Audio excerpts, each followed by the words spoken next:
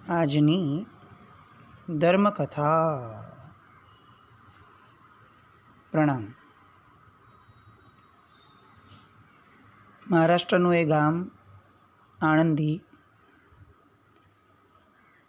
અને આણંદીની અંદરમાં રામાનંદ સ્વામી અને એક સ્ત્રી બંનેનો વાર્તાલાપ. ગયા વખત સુધી આપણે જોયું કે એ વાર્તાલાપની અંદરમાં રામાનંદ સ્વામીએ પેલી સ્ત્રી, સામાન્ય સ્ત્રી કે જે ફક્ત આશીર્વાદ લેવા આવી હતી, એ સ્ત્રીના હૃદયનું એમણે જે ધ્યાન રાખ્યું, એમની વાતોને જે મહત્ત્વ આપ્યું, અને આ આર્ય સંસ્કૃતિની અંદરમાં એક સ્ત્રીની રજાની કિંમત શું છે એ જે પ્રસ્થાપિત કર્યું, એ આપણા બધા માટે આદર્શ. આ વાત ઈસવીસન 120-25ની આસપાસની છે. એટલે આપણે કલ્પના કરી શકીએ કે ખ્રિસ્તી ધર્મનો ઉદય થયો એના 100 વર્ષની આસપાસનો આ સમય. આપણને જે અત્યાર સુધી ભણવામાં કે બુદ્ધિજીવીઓ દ્વારા આપણા મગજની અંદરમાં ઠસાવવાનો પ્રયત્ન કરવામાં આવ્યો કે સદીઓથી ભારતની અંદરમાં સ્ત્રીઓ સાથે અન્યાય, કુરીત રિવાજોના કારણે સ્ત્રીઓ સાથે બહુ બેહુદગું વર્તન, સ્ત્રીને પરતંત્ર રાખવાની એક આખી વિચારધારા, સતી પ્રથાના નામે જાણે આખીને આખી આર્યાવર્તની પરંપરા જ સ્ત્રી સાથે દુષ્ટ વર્તન કરવા માટે ઘડાઈ હતી. એવી જ આખી વાત આપણી જનરેશનના મગજમાં જે વર્ષોથી ઠસાવવામાં આવી છે, એ બધી વાતો એટલી બધી અતિરેકવાળી અને એટલી બધી એકપક્ષીય, એ આપણને આવા દૃષ્ટાંતોથી સમજાય છે. એ લોકોએ સમાજની અંદરમાં બનેલી આવી સુંદર વિચારધારાવાળા પ્રસંગોને સાવ જાણીને ઢાંકી દીધા. અને રાજસ્થાનના કોક ગામડાની અંદરમાં જે કુરીતિ રિવાજો ચાલતા હતા એને એટલી બધી હાઇલાઇટ કરી દીધી, એને એટલું બધું જનરલાઇઝ કરી દીધું કે આપણે એવું માનવા લાગ્યા કે પ્રાચીન ભારત આવું જ હતું. આ મોડર્ન ભારત ન આવ્યું હોત તો સ્ત્રીઓની દુર્દશા થઈ હોત. આ જે આખી વાત છે એને આપણે પ્રચાર કરી, મહેનત કરી અને આવા બધા દ્રષ્ટાંતો દ્વારા લોકોને સમજાવવાની જરૂર છે, આગલી પેઢીને, નેક્સ્ટ જનરેશનને, કે આર્ય સંસ્કૃતિની અંદરમાં સ્ત્રીનું જે માન હતું એ આ પાશ્ચાત્ય સંસ્કૃતિ કે જે ફક્ત સ્ત્રીને ઉપભોગનું સાધન જ ગણતી હોય છે, એમાં મળવું અશક્ય છે. અહીંયા રામાનંદ સ્વામીએ જ્યારે સાંભળ્યું કે પેલી સ્ત્રી એમ કહે છે કે મારી સ્પષ્ટ ના હોવા છતાં પણ એમણે સંન્યાસ લીધો હતો મારા પતિએ, એટલે રામાનંદ સ્વામી તરત જ એ સંતને મળે છે. વિઠ્ઠલપંત એમનું નામ. અને એમણે સ્પષ્ટપણે કહી દીધું કે તું તારા ગામે જા, ગૃહસ્થ આશ્રમ શરૂ કર, કારણ કે તને સંન્યાસી બનવાનો કોઈ અધિકાર નથી. ગૃહ ત્યાગ કરતી વખતે તે તારી અર્ધાંગિનીની રજા મેળવી ન હતી, એટલે સંન્યાસ આશ્રમના એ નિયમથી વિરુદ્ધ હોવાના કારણે હું તને હવે સંન્યાસી તરીકે સ્થાન નહીં આપી શકું. આપણને એમ લાગ્યું કે આ હેપી એન્ડિંગ થયું. વિઠ્ઠલપંત જે છે ઘરે આવી ગયા હશે ને પેલી સ્ત્રીને કેવી ધરપત થઈ ગઈ હશે ને પછી ખાધું પીધું ને રાજ કરું જેવી સ્થિતિ હશે, પણ એવું ન થયું. સમાજ એક નહીં તો બીજા દૂષણથી એટલો બધો ગ્રસ્ત રહ્યો છે. અને એમાં પણ એ સમય એવો હતો કે જે સમયગાળાની અંદરમાં આર્યાવર્તની અંદરમાં બ્રાહ્મણોનું જોર અતિશય હતું. અને એના કારણે જે આ પંડાઓ, પૂજારીઓ ટાઈપના જે મુખ્ય અધિકારીઓ હોય બ્રાહ્મણમાં, એ લોકો મન ફાવે એવા નિયમો પોતાના ગોઠવતા. આ જ્ઞાનદેવજીનું ચરિત્ર લેવાનું મૂળ કારણ આ છે કે આપણે ક્યારેય આપણા ધર્મમાં જડ ન થઈએ એનો આદર્શ આપણને મળે. કારણ કે એમને એમના જીવનની અંદરમાં એમના પિતાએ જે સહન કર્યું છે એ સાંભળીને આપણને ખરેખર એવું લાગે કે આવું તો અશક્ય છે. આને ધર્મ કઈ રીતે કહી શકાય? એમની સાથે જે વર્તન થયું એને ખરેખર ધર્મ આપણને સંવેદનશીલ બનાવતો હોય તો જ એ ધર્મ છે. એ જો આપણને જડ બનાવતો જતો હોય તો એ કંઈક અલગ છે. આ વિઠ્ઠલપંતનું જીવન એ આ વાત માટે કદાચ હંમેશ માટેની આપણી યાદગીરી બની રહે એવો આ પ્રસંગ એમના જીવનનો. મુશ્કેલીઓ ઊભી થઈ, ઘરે તો આવી ગયા પણ બ્રાહ્મણો બધા કોપાયમાન થયા. એક વખત સંન્યાસી બની ગયા પછી ફરીથી ઘર સંસાર માંડવો એનો બ્રાહ્મણ શાસ્ત્રોની અંદરમાં નિષેધ છે. એટલે બ્રાહ્મણોએ એને નાત બહાર મૂકી દીધો અને બ્રાહ્મણોના ડરથી ગામના લોકોએ પણ એને ભિક્ષા આપવાનું બંધ કરી દીધું. પણ જન્મથી સંસ્કાર ચુસ્ત બ્રાહ્મણના, એટલે ભિક્ષા સિવાય વાપરવાનો કે ભિક્ષા સિવાયનો બીજો વ્યવસાય કરવાનો એ વિકલ્પ પણ એ જમાનામાં કોઈને નહીં. અત્યારની પરિસ્થિતિ અલગ થઈ કે આપણી જે સંસ્કૃતિ હતી કે ભાઈ લુહારનો દીકરો લુહાર, કુંભારનો દીકરો કુંભાર, વાણિયાનો દીકરો વાણિયો, એ આખી સંસ્કૃતિ જેના પાયા હચમચાવી દીધા હતા અંગ્રેજોએ, મોહનદાસ કરમચંદ ગાંધીએ, આ બધા લોકોએ જે વજ્રાઘાત કર્યો હતો સંસ્કૃતિના આ આખા અર્થવ્યવસ્થા ઉપર, એના કારણે આજે તો આવો વિચાર પણ કોઈને ના આવે. આજે તો ભણતરના નામે બધા જ પોતપોતાના આખા વ્યવસાયો છોડી અને ફક્ત નોકરી અને ગુલામીની દિશામાં આગળ વધ્યા. પણ એ સમય એવો ન હતો. એમણે નક્કી કર્યું વિઠ્ઠલપંતે કે આપણી દશા ગમે તેટલી દયનીય થાય, આપણે ગમે તેમ કરીને પોતાનું ગુજરાન પૂરું કરશું પણ બીજા વ્યવસાયમાં આપણાથી ન જવાય. બાપ દાદાનો વિશ્વાસ, પૂર્વજોનો વિશ્વાસ આપણા પર છે. પત્નીએ પણ એ બાબતમાં સહકાર્ય આપ્યો અને ગામની બહાર જવું, થોડું ઘણું જે મળે એનાથી વાપરવું, એમ કરતાં કરતાં ગૃહસ્થ જીવનના 12 વર્ષ વીત્યા. હંમેશા અધિક માસ છે ને દુકાળમાં આવે, એવી રીતે આ લોકોના જીવનની અંદરમાં પણ દુઃખ આવી રીતે જ આવ્યું. આ 12 વર્ષના સમયગાળાની અંદરમાં એક તો નિર્ધનતા એ પરાકાષ્ઠા ઉપર, અને એવામાં એમને 4 બાળકો થયા. ચારેના નામ જ્ઞાનદેવ, સોપાનદેવ, મુક્તાબાઈ અને નિવૃત્તિનાથ. એમાં નિવૃત્તિનાથ સૌથી મોટા અને જ્ઞાનદેવ સૌથી નાના. જ્ઞાનના સાગર જેવા પુત્ર અને પરભવથી એટલું બધું જન્માંતરીય સાધનાનું બળ અને યોગ લઈને આવ્યા હતા. અને મજાની વાત એ છે કે આ 4 પુત્રો એ ઇતિહાસની અંદરમાં અમર થઈ જાય એવું જીવન જીવીને ગયા. આવું બહુ જવલ્ય જોવા મળે. 4 દીકરા હોય એમાંથી એક મહાન થાય ને સમજી શકાય, પણ 4 મહાન થાય એ ઘટના એક્સેપ્શન છે. અને જે પરિસ્થિતિમાંથી એ લોકો ઊંચા આવ્યા, એ પરિસ્થિતિમાંથી મહાન થવું એ તો આપણી માટે કદાચ કલ્પના બહારનું છે. 4 બાળકોમાં છેલ્લું આ નિવૃત્તિનાથ અને જ્ઞાનદેવ, એટલે જ્ઞાનદેવ જ્યારે જરાક જન્મ્યા અને થોડાક મોટા થયા 8-10 મહિનાના, ત્યારે નિવૃત્તિનાથનો યજ્ઞોપવિત કરવાનો સમય થયો હતો. જનોઈ પહેરાવાની જે વિધિ હતી એ કરવાનો સમય થઈ ગયો. એમની ઉંમર એટલી થઈ ગઈ. એટલે વિઠ્ઠલપંત મોટા બ્રાહ્મણ પાસે આવ્યા કે ભૂદેવ મારી પર કૃપા કરો ને મારા પુત્રને યજ્ઞોપવિત સંસ્કાર કરી આપો. બ્રાહ્મણોએ ઘસીને ના પાડી અને એટલી ક્રૂરતાથી એમને કાઢી મૂક્યા કે પેલો બહુ હતાશ થઈ ગયો. પણ પૂર્વજોની આપેલી બ્રાહ્મણ પરંપરા એને વહન કરવી, એ ગમે તે ભોગે એ વહન કરવાની જવાબદારી આપણી જ છે. આ વિચારધારા હેઠળ એ જીવ્યા જ હતા.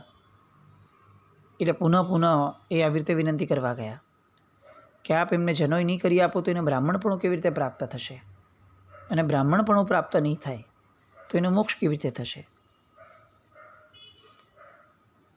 આપણે જ્યારે પણ આ દ્રષ્ટાંતો લઈએ છીએ ને ત્યારે આપણે આ જે રીત રિવાજો છે, એમના આરાધ્ય દેવો, એમના દ્વારા ઊભી થયેલી આખી વ્યવસ્થા છે, એને સારી માની કે આને સમર્થન કરવાની વાતમાં નથી જ. આપણે આ દ્રષ્ટાંતોને વાર્તા તરીકે લઈએ છીએ, કથા તરીકે લઈએ છીએ. એટલે ક્યાંય પણ એવું પણ નથી થતું આપણા દ્વારા કે આપણી આશયમાં એવું નથી આવતું કે આપણે આ વિચારીએ કે અચ્છા યજ્ઞોપવિત આટલી બધી આવશ્યક છે. ના, પણ આ કથાના ભાગરૂપે એ જે ધર્મ પાળતા હતા એ ધર્મના અનુસારે એમણે જે કર્યું એની આપણે વાતો કરીએ છીએ. વિઠ્ઠલપંતને હવે આકરું લાગવા લાગ્યું કે મારો દીકરાની જનોઈ નહીં થાય, યજ્ઞોપવિત નહીં થાય તો એ અશક્ય છે. એ લોકોએ કીધું કે એક કામ કરજા, આ ગામ છોડીને આ તાલુકો છે, એ તાલુકાની અંદરમાં મોટા બ્રાહ્મણ જે આપણા છે એ જો હા પાડે તો અમે કરશું. એ દંપતી ત્યાં ગયું. પૈસા તો હતા નહીં, ચાલતા ચાલતા ગયું. અને ત્યાંનો બ્રાહ્મણ જે અધિકારી હતો એ તો આમનાથી પણ ગયો ગુજરો. એણે તો ધક્કા મારીને આ બંનેને કઢાવ્યા કે સંન્યાસીને વળી ગૃહસ્થ આશ્રમ છે એનો, અને એમાંય જો તને દીકરા થયા હોય તો એ દીકરાને અમે હવે જનોઈની યોગ્ય ગણતા જ નથી. ફરી બધાને પગે લાગ્યો. છેવટે એક સંન્યાસીએ કીધું કે હું કરી આપું પણ તારે પ્રાયશ્ચિત કરવું પડે. અને આમણે કીધું વિઠ્ઠલપંતે કે તમે કયો એ પ્રાયશ્ચિત કરવા હું તૈયાર છું. અને પેલો ક્રૂર અને ઘાતકી એવો બ્રાહ્મણ એવું કહે છે કે તારો દેહ ત્યાગ કર તો તારું પ્રાયશ્ચિત થશે. અને વિઠ્ઠલપંત એ પોતાને મળેલી ધર્મ પરંપરા, ધર્મના વારસાને એને કેટલો અંતરાત્માની અંદરમાં ઠસાવી દીધું હશે. આપણે તો ગજા બારની વસ્તુ. એમણે જે કર્યું એ મહત્ત્વનું નથી, એમણે જે શ્રદ્ધાથી કર્યું છે એ સમર્પિતતા, એ શ્રદ્ધા, એ ધર્મની નિષ્ઠા, વાત એની ચાલે છે. આપણને મળેલી પરંપરાને કેટલી વહન કરીએ છીએ, આપણે એ કમ્પેર કરવાની વાત છે. એને મળેલી પરંપરાને એને કેવી શ્રદ્ધાથી દ્રઢ કર્યું હશે મનની અંદરમાં કે એને કોઈ એમ કહે છે કે તારા દીકરાને ફક્ત જનોઈ કરવા માટે હું તને એવું કહું છું કે તું પ્રાયશ્ચિત કર અને મૃત્યુ પામ. તું મરી જઈશ તો હું આમને જનોઈ કરાવડાવીશ. તું તારો દેહ ત્યાગ કર, એ તારું પ્રાયશ્ચિત. અને દંપતીને એવું લાગે છે કે આપણા પ્રાણ ભલે જાય પણ આપણા દીકરાને યજ્ઞોપવિત તો થવું જ જોઈએ ને, જનોઈ વિધિ થવી જ જોઈએ ને. અને 4 બાળકો, જેમાંનો એક મુખ્ય મોટો બાળક પણ અત્યારે હજી 7-8 વર્ષનો જ છે. એવા 4 બાળકોને ઘરની અંદરમાં એકલા મૂકી અને આ દંપતી પ્રયાગરાજ જાય છે અને ત્રિવેણી સંગમની અંદરમાં, ગંગાની અંદરમાં જળ સમાધિ લઈ અને મૃત્યુ પામે છે. વ્યવહારુ રીતે એમણે જે 4 બાળકોને એકલા મૂકી દીધા અને આ સ્ટેપ લીધું એ આપણને બહુ આકરું લાગે, બહુ જ અવ્યવહારુ લાગે. અને એના કરતાં પણ વધુ આકરું આપણને આ બ્રાહ્મણોનું સ્ટેન્ડ લાગે કે આ કઈ જાતનો ધર્મ એ લોકો વહન કરતા હશે. આ એક છે ને બહુ સામાન્ય રીતે સમજવા જેવું છે કે કોઈ પણ ધર્મ એ નબળું શીખવે એવી શક્યતા ઓછી હોય, પણ એ ધર્મના જે અધિકારીઓ થઈને બેઠા હોય છે અને એ બધા લોકો પોતાની લોલુપતાના કારણે, પછી સત્તાની હોય, ભોગની હોય, જે પણ હોય, ધર્મને એવા સ્વરૂપે મૂકી દે છે કે આપણને ખરેખર ધર્મ ઉપર પ્રશ્નચિહ્ન થઈ જાય અને લોકો કદાચ ધર્મથી વિમુખ થઈ જાય. આ દ્રષ્ટાંત સાંભળીએ તો આપણો બુદ્ધિજીવી વર્ગ તો તરત કહી દેશે કે આવો બ્રાહ્મણ ધર્મ કેવો, એના કરતાં બ્રાહ્મણ ધર્મ જ ન જોઈએ. આપણે ત્યાં પણ આપણા બાળકો આવી રીતે ઘણીવાર બોલતા હોય, ક્યાંક કોઈ જોવા મળે કે વિખવાદ થયા છે તો તરત કહી દે કે આ એવો કેવો ધર્મ કે જે અંદર વિખવાદ ઊભો કરાવે, એના કરતાં ધર્મ જ નથી જોઈતો. આ વિચારધારા એવી થઈ કે આંગળીની અંદરમાં કાપો પડ્યો છે તો કાપાને રિપેર કરવાની જગ્યાએ અથવા કાપાને ખોટો ગણવાની જગ્યાએ આપણે એમ કહી દઈએ કે આવી કેવી આંગળી કે જેની અંદર કાપો પડે, આંગળી જ કાપી નાખો, જોઈએ જ નહીં આપણને. બસ એક્ઝેક્ટ આવી માન્યતા એ આજના બુદ્ધિજીવી વર્ગની અંદરમાં ઠાંસીને ભરાવડાવવામાં આવી છે. તરત જ ધર્મ પ્રત્યે આપણને અશ્રદ્ધા થઈ જાય. અને ખરેખર આ દૃષ્ટાંત પણ એવું એક્સ્ટ્રીમનું. 4 બાળકોના માતા પિતાને પેલા ક્રૂર બ્રાહ્મણ એમ કહી દે કે તમે દેહ ત્યાગ કરો તો અમે જનોઈ કરશું.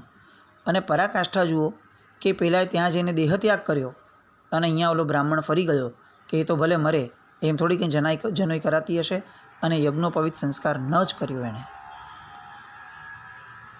દુષ્ટતાની હદ હતી. આપણને ખરેખર એવું લાગે કે આ તો બ્રાહ્મણો છે કે ચંડાળ છે, જેમની બુદ્ધિ જ ખોટી છે, એમને શાસ્ત્ર પણ કશું શીખવી શકતા નથી. એનું આ દૃષ્ટાંત છે. હવે આ 4 બાળકો મા બાપનું છત્ર ગુમાવી બેઠા, અનાથ થયા. નિવૃત્તિનાથ એને આ બ્રાહ્મણોએ આજ્ઞા કરી કે તમને યજ્ઞોપવિત અમે કરાવશો નહીં, તમે પૈઠણ જાઓ. પૈઠણના બ્રાહ્મણ જો મંજૂરી આપે તો અમે યજ્ઞોપવિતના સંસ્કાર કરાવી આપશું. પૈઠણના બ્રાહ્મણો એ સમયે પંડિતો અને શાસ્ત્રના જ્ઞાતા કહેવાતા હતા. પણ બધા જ વિદ્યાનો અભિમાન જે લોકોની અંદરમાં માથે ચડી ગયું હતું એવા વ્યક્તિઓ. એક જગ્યાએ બહુ સરસ લખ્યું છે કે જેની વિદ્યા વિવાદમાં ધન્યતા સમજતી હોય, જેનું મન અભિમાન ધરાવતું હોય, જેની બુદ્ધિનું તેજ કપટ કે ઠગવા માટે હોય અને સંસારને ધિક્કારવા માટે હોય, એના માટે પ્રકાશ એ પણ અંધકારનું જ પ્રતીક છે, અંધકારનું જ સાધન છે. 4 બાળકો ગયા પૈઠણની બ્રાહ્મણ પંડિત સભામાં અને પોતાની સમસ્યાની વિગત આપી. પંડિતોએ વિશદ અર્થ કર્યો શાસ્ત્રનો અને કહ્યું કે સંન્યાસીને જનોઈ પહેરવાનો અધિકાર નથી. મોટા દીકરાને એક બ્રાહ્મણે પૂછ્યું કે તારું નામ શું છે? તો કે નિવૃત્તિનાથ. પછી આ બીજા બાળકને પૂછ્યું કે તારું નામ શું છે? તો કે જ્ઞાનદેવ. અને પેલો બ્રાહ્મણ મજાક કરે છે કે વાહ જ્ઞાનદેવ, બહુ સરસ નામ છે, મારો પાડો છે ને એનું નામ પણ જ્ઞાનદેવ છે. અને બધા બ્રાહ્મણો હસી પડ્યા. અને ત્યારે પેલો 6-7 વર્ષનો બાળક જ્ઞાનદેવ એ પેલા બ્રાહ્મણને કહે છે કે તમારા પાડામાં અને મારામાં ભેદ જ ક્યાં છે? અને બધા બ્રાહ્મણો તાળીઓ લગાડીને કહે છે કે આની વાત સાચી છે, આ તો પાડાઓ કરતાં પણ ગયા ગુજરેલા છે. અને બધા હસતા બ્રાહ્મણોની સામે એ 6-7 વર્ષનો બાળક એ નીડરપણે એમને કહે છે કે જે પરમ તત્વ તમારા પાડામાં છે ને એ જ પરમ તત્વ મારામાં પણ છે. અને એટલે એ પરમ તત્વના નાતે તમારા પાડામાં ને મારામાં કોઈ જ ફરક નથી. બધા સાંભળીને એકદમ દંગ થઈ ગયા, સોપો પડી ગયો. પણ અહંકાર પણ એટલો જ છંછેડાયો અને એટલે બધા ક્રોધે ભરાયા. તારી વાત સાચી લાગે છે, ચાલ આપણે ખાતરી કરી લઈએ. અને એ બ્રાહ્મણ પોતાના પાડાને સભામાં લઈ આવ્યો. એણે પાડાની પીઠ ઉપર 4 કોરડા ફટકાર્યા, ચાબુક મારી જોરથી. અને બધા જ બ્રાહ્મણો આ જોઈ અને આશ્ચર્યચકિત થઈ ગયા કે જે 4 હંટરો પાડા ઉપર મારવામાં આવ્યા હતા એ 4 હંટરોની સોડ જ્ઞાનદેવની પીઠ ઉપર થઈ. જ્ઞાનદેવની પીઠ ઉપર લાલ ચોળ ચકામા જેવા એ ચાઠાઓ ઉભરવા લાગ્યા. આ બ્રાહ્મણોનું અજ્ઞાન, અભિમાન ઓગળી ગયું, એમને પોતાની પામરતાનું જ્ઞાન થયું. પણ પેલો બ્રાહ્મણ, હજી બી એક બ્રાહ્મણ જે છે એને એનો અહંકાર છૂટતો નથી ને એમ કહે છે કે તું વેદ મંત્રો જાણે છે? અને જ્ઞાનદેવે કહ્યું હા જાણું છું. અને ત્યારે ઓલો એને કહે છે તો પછી એક કામ કર, મારા પાડાની પાસે વેદ મંત્રો બોલાવો. અને આ ઈશ્વરીય અવતાર જેને કહી શકાય કદાચ એવો આ 7-8 વર્ષનો બાળક એમ કહે છે કે તમારો પાડો તો વેદ મંત્ર આમ પણ જાણે છે, પણ તમને ખબર નથી એનું મને આશ્ચર્ય છે. તમારું જ્ઞાન આટલું સીમિત છે એ જાણી અને ખરેખર મને દુઃખ થાય છે. અને જ્ઞાનદેવ આગળ વધ્યો, પાડાના માથે હાથ મૂક્યો અને તત્કાળ એ પાડાના મુખમાંથી વેદ ઋચાઓનો ધ્વનિ ગાજી ઉઠ્યો. પંડિતો સ્તબ્ધ થઈ ગયા. આ બધા કિશોરોને એમણે બહુ જ પ્રેમથી રાખ્યા અને યજ્ઞોપવિતનો આખો સંસ્કાર કરાવી આપ્યો. જબરદસ્ત પરિસ્થિતિ. આ બાળકની આભા, આ બાળકની સાથે રહેલું દૈવત્વ, આ બાળકની નિડરતા, એક પછી એક એના પ્રસંગો. આપણને એમ લાગે કે આ ચમત્કારી પુરુષ આવી અનાથ થયા પછીની સ્થિતિમાંથી કેવી નિડરતાથી આ બાળક ઊભો થયો હશે. કઈ ઉંમર અને કયું તેજ. ગરીબી કેવી. એકવાર તળેલી રોટલી બનાવી હતી, પણ એની માટે મુક્તાબાઈ, એમના જે બેન હતા, એમને કોઈએ વાસણ જ ના આપ્યું. રોટલી તળવી છે માં. અને ત્યારે જ્ઞાનદેવે પોતાની બહેનને એકવાર કહ્યું કે એક કામ કરે એ ટાઈમે કે મારી પીઠ ઉપર આ તળેલી રોટલી બનાવ. યોગ બળે જ્ઞાનદેવે પોતાની પીઠ ઉપર અગ્નિ પ્રગટાવ્યો અને મુક્તાબાઈએ એની પીઠ ઉપર સળગેલા અગ્નિ ઉપર માંડા બનાવડાવ્યા. સિદ્ધ યોગી પુરુષો એ જીવનમાં શું નથી કરી શકતા એ જ વિચારણા છે. આને ચમત્કારને તરીકે લેખવાની કરતાં મૂળમાં એમના કેટલાક અંતરયોગો, એમની સાધના, એ સાધનાનું બળ કઈ રીતે નીકળે છે આખું, એની હજી આગળ અનેક વાતો સંત જ્ઞાનદેવની. ફરીને કહું છું, આ બધા દૃષ્ટાંતોમાંથી જે આપણે સાર લેવાનો છે ને એ લઈએ. કેટલીક વાતો કદાચ આપણા મત પ્રમાણે, આપણી માન્યતા પ્રમાણે નથી, વાત સાચી છે, પણ આપણી માન્યતા પ્રમાણેની કેટલીક વાતો એવી પણ છે કે જેમાં ગુણનો વિકાસ થયો છે, જેમાં વિકટ અને વિપરીત પરિસ્થિતિમાંથી પણ એ પરિસ્થિતિનો સ્વીકાર થઈ અને એમાંથી કંઈક નવું જ નીકળ્યું છે. એ ગુણોના વિકાસને વંદન કરવાના છે. એ દૃષ્ટિકોણને આપણે કેળવીએ એવી શુભ મંગલ કામના સાથે. જીનાજ્ઞાવૃત્ત કંઈ પણ બોલાય તો મિચ્છામિ દુક્કડમ. જૈનમ જયતિ શાસનમ.